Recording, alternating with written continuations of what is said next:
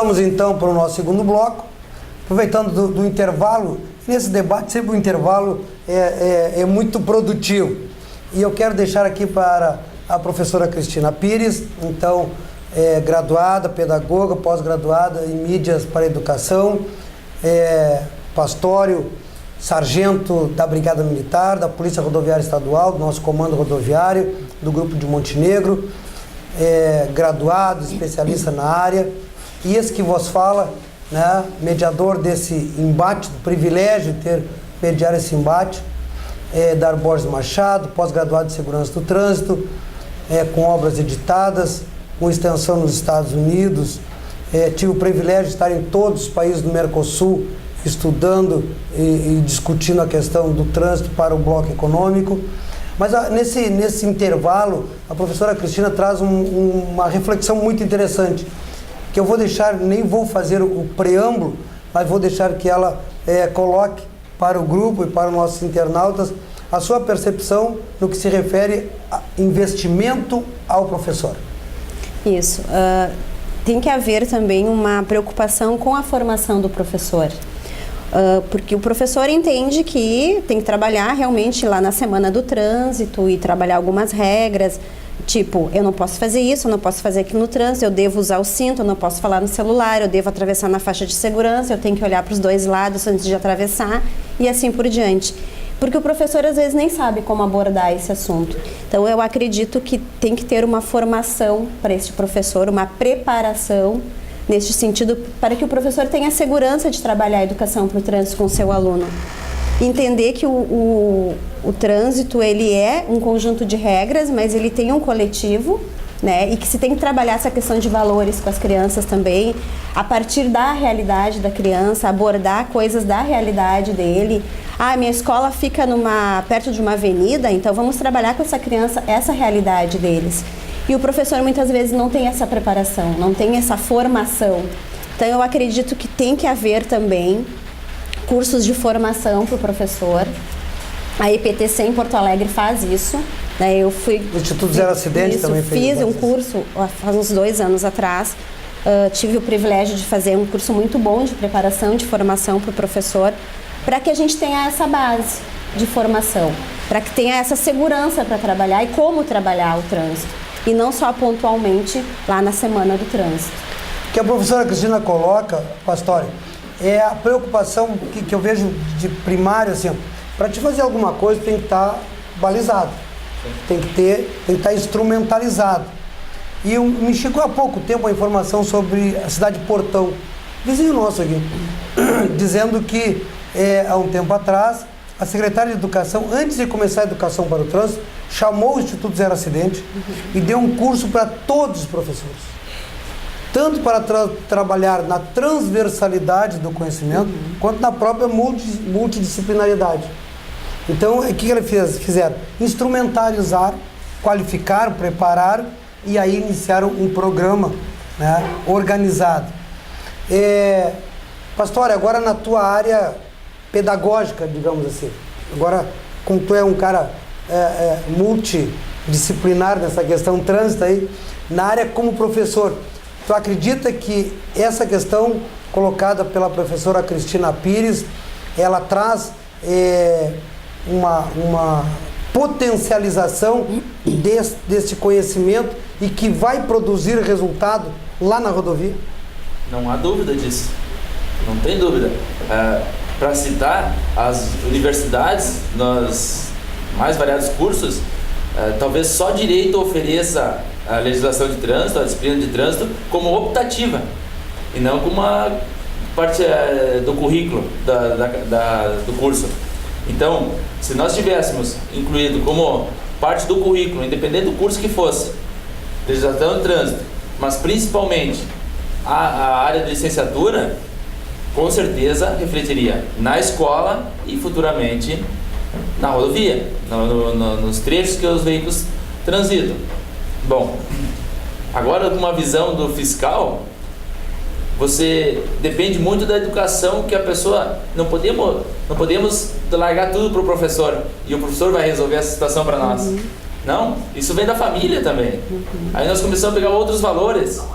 Mas em casa, como é que o filho é tratado. Entende? Os professores sabem muito bem disso. Que ela se percebe na criança quando ela não tem o carinho em casa. Uma criança revoltada, ela sequer vai andar na calçada, que é o local do pedestre. Vai se revoltar no trânsito também. Vai se revoltar no trânsito também. Entende? Ela então, não tem uma base de valores, né? Sim. E daí ela vai refletir em todas as áreas que ela for. Comportamentais. Ela vai estar reproduzindo aquilo ali. Essa rebeldia. Essa falta de valores que eles têm, de limite, de valores. Verdade. Por isso que eu digo assim, a questão do exemplo é muito forte também na criança. Não adianta a professora trabalhar lá na escola valores e trabalhar como deve ser o comportamento, se em casa o pai faz diferente, né? O pai fala no celular, o pai fala não usa o cinto, né? Então... Mas ouvindo vocês dois, eu pergunto então assim, ó, me permito, a educação para o trânsito teria que sair da figura do aluno e atingir a família também? Também. Com certeza. Também? Claro. Teria que colocar lá na escola, vou pegar aqui, ó, me permito, vou pegar a escola 5 de Maio, vou pegar a escola São José, São João, uma particular, uma municipal, uma estadual, e além do trabalho na turma, com as crianças, com os adolescentes, fazer esse trabalho com os pais também? Com os pais, acredito que sim. Claro. Daria melhor resultado? Com certeza, com certeza. Mas aí eu abro uma outra questão que eu trago com uma reflexão interessante, que eu acredito, pelo menos como especialista em trânsito, que é o seguinte, nessa questão que foi posta até agora, eu ia deixar para o último bloco, mas eu sou ansioso, eu não consigo segurar algumas coisas, né? Como bom ariano, o pessoal de São Gabriel é complicado, mas vamos lá, não está morto quem peleia. Essa questão do conhecimento, e agora para os dois na figura pedagógica, né? Podia pegar aí vários doutrinadores dessa área aí, mas vamos pegar assim, ó, e cruzar a pedagogia com a própria psicologia. Tem uma coisa que chama-se conhecimento e tem outra coisa que chama-se comportamento. Uma coisa é o que eu conheço e outra coisa é o que eu aplico em cima daquilo que eu conheço. E aí eu tenho livre-arbítrio para aplicar ou não aquilo que eu conheço, né? Até que ponto a educação interfere nessa questão de agregar o conhecimento ao comportamento, né? Até quanto vale esses valores? Como é que se relativiza isso? Como é que se faz então na visão sua, na tua? Enfim, como é que se lida nessa versão assim, como é que para se trabalhar no sentido de colocar este conhecimento no comportamento? Porque se perguntar para essa criança hoje, de 7, 8, 10 anos, 20, se ela interessa,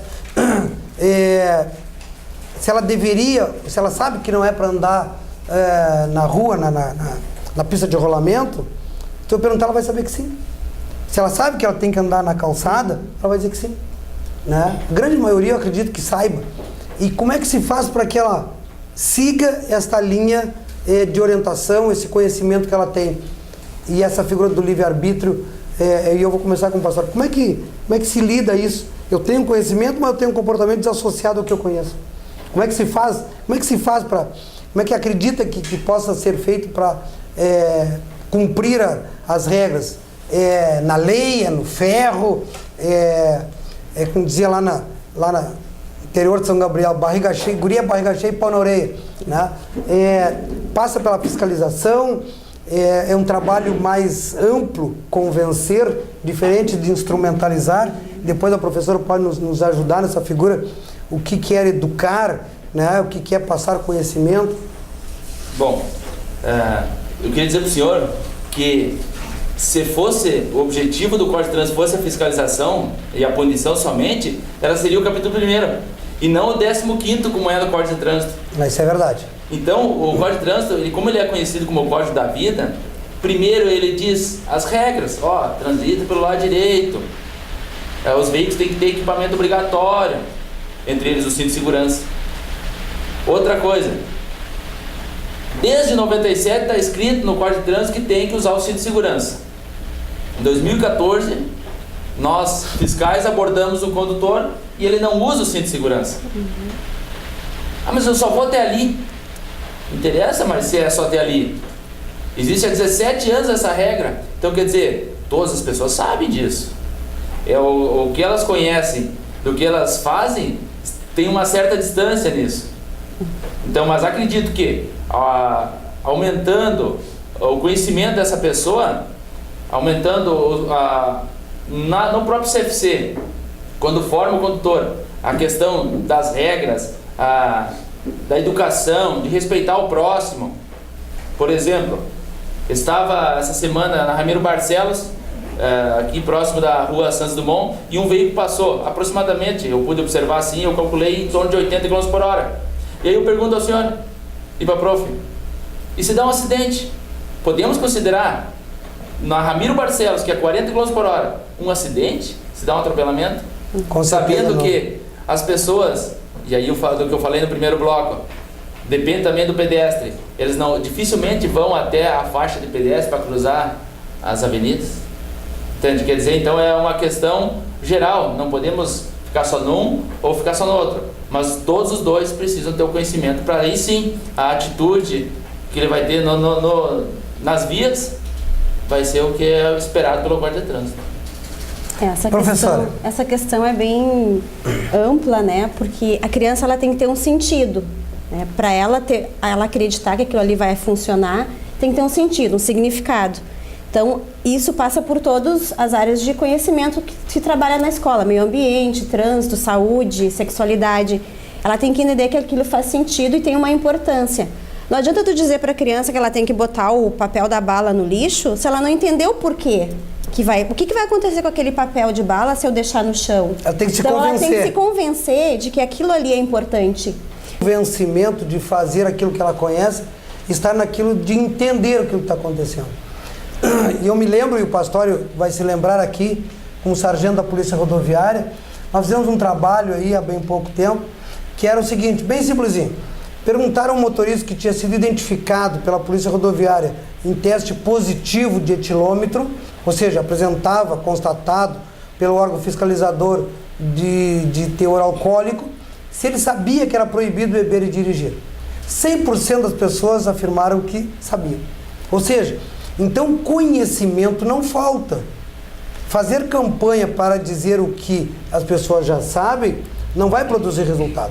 E aí eu venho a me valer da psicologia e tenho dito em especial para a nossa amiga que esteve outro dia aqui, a psicóloga Flaviane Giopo, né, que eu aposto muito minhas fichas na psicologia, em estudo científico nessa questão comportamental.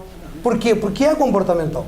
Trânsito é comportamental, eminentemente comportamental. E esse comportamento traz, como os nossos debatedores já colocaram aqui, a concepção daquilo que nós entendemos, daquilo que nós recebemos como bagagem de informação e como nós reproduzimos. Mas principalmente como nós vimos o outro. Né? A Cristina coloca aqui a questão de como é que a pessoa vê o espaço público, o eu para o coletivo.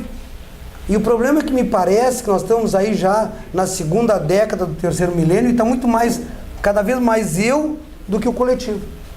Isso é preocupante, porque deveria ser muito ao contrário. Porque quanto mais aumenta o espaço, aumenta o número de pessoas no espaço público, menor são os nossos direitos. E as pessoas querem mais direitos, né, do que fazer aquilo que deveria fazer. Né? A questão da própria cortesia, né, o respeito, essa figura da cidadania. Né? Hoje nós temos uma concepção distorcida de cidadania, eu. Né?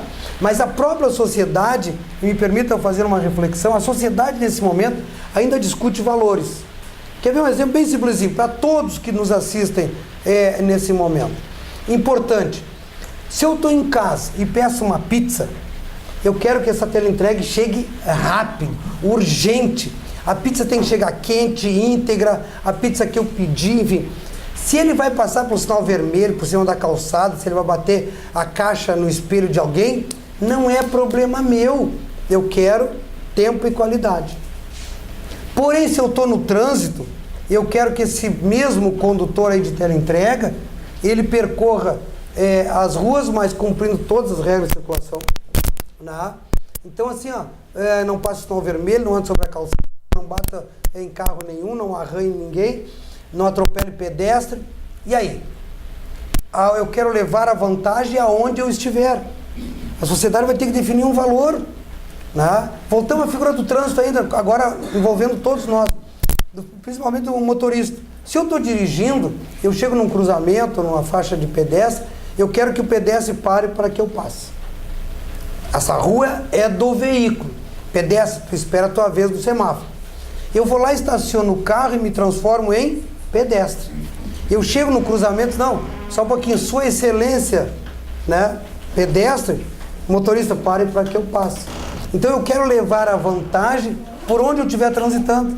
E isso não é expressão de verdade, né? Mas vamos para o intervalo e voltamos logo após, aí com aquilo que é possível fazer, tanto na área da educação, que se acredita sendo possível fazer, na área da educação também, com os nossos convidados, e também na área da fiscalização. Voltamos já já.